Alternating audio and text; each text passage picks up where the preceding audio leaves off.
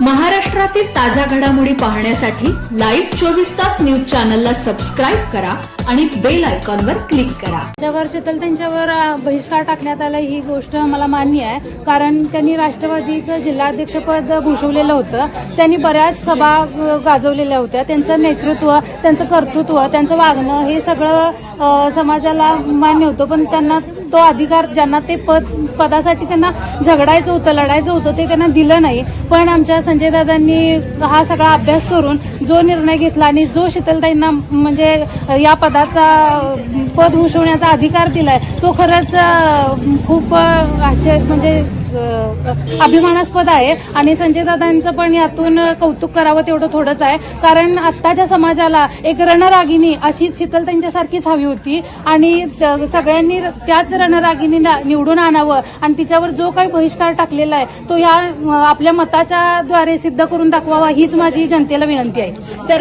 रणरागिणी म्हणून ओळखल्या जाणाऱ्या शीतलताई या आहेत। तर लाडकी बहीण योजना, याच्यामध्ये तुम्ही कोणत्या लाडक्या बहिणीला साथ देणार आहात? मी शीतलताई फराटेंना साथ देणार आहे, कारण त्या रणरागिणीच आहेत नाही।